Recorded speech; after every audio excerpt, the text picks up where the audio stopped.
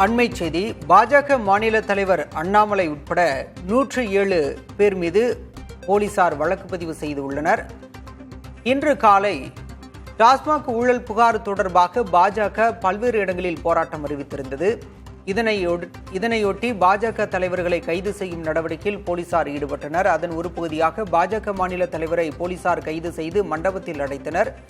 இந்நிலையில் அண்ணாமலை உள்ளிட்ட 107 பேர் மீது போலீசார் வழக்கு பதிவு செய்திருக்கின்றனர்.